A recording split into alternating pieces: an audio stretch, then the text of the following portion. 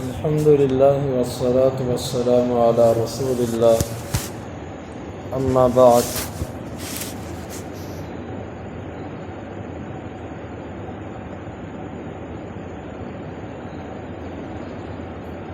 امام بخاری کہتے ہیں ہمیں بیان کیا محمد نے، وہ کہتے ہیں ہمیں بیان کیا سہل بن یوسف نے، وہ کہتے ہیں میں نے سنا عوام کو مجاہد سے، وہ کہتے ہیں کہ میں نے ابن عباس رضی اللہ عنہ سے کہا انسجد فی صاد، کیا سورہ صاد کے اندر جو سجدہ ہے ہم اس میں سجدہ کریں گے؟ فقرأ، رسول نے پڑھا ومن ذریتہ داود و سلیمان حتی اتا، اس آیت کو پڑھا یہاں تک پہنچ گئے۔ فبہداہ مقتدی، پس ان کی ہدایت کی پیروی کیجیے۔ فقال نبیکم ممن امر ان یقتدی بہم، تمہارا نبی ان میں سے ہے جن کو ان کی اقتداء کا حکم دیا گیا۔ قرآن مجید کے اندر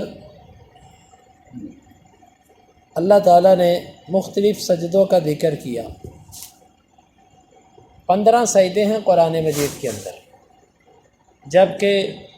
لوگوں کی زبانوں پر یہ بات مشہور ہے قرآن میں 14 سجدے ہیں،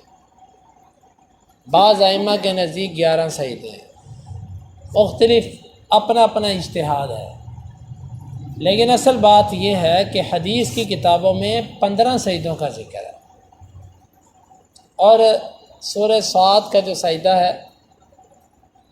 بعض لوگوں نے فقہ حنفی کے اندر وہ سجدہ نہیں، انہوں نے اس کے اوپر لکھا ہوا ہے عند شافعی، شافعی کے ہاں سجدہ، حالانکہ یہ کتنے ظلم کی بات ہے، کتنی بڑی خیانت ہے۔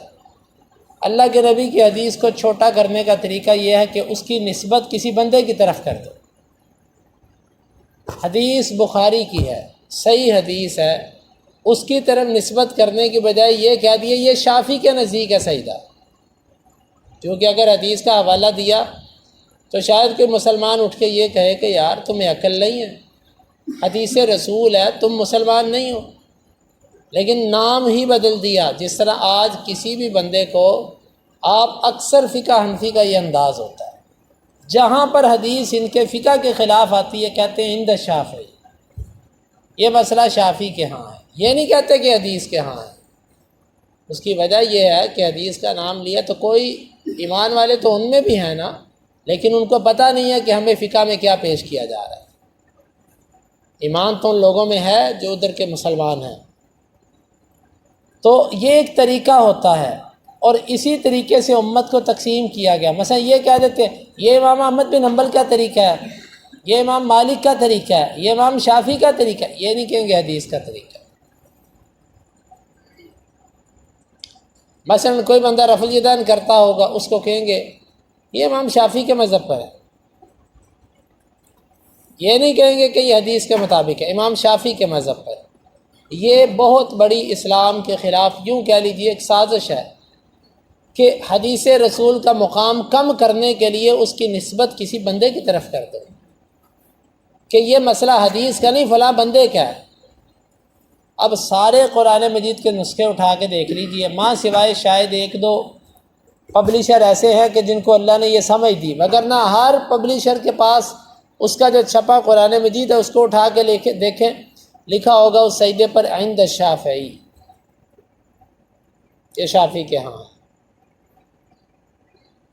تو سورہ صاد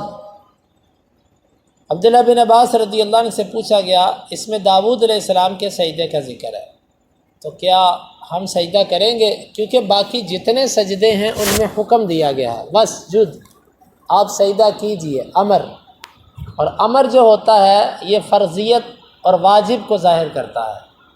تو یہاں پر امر کا صیغہ نہیں ذکر کیا گیا، یہاں پر عمل ذکر کیا گیا ہے داود علیہ السلام کا کہ انہوں نے سجدہ کیا،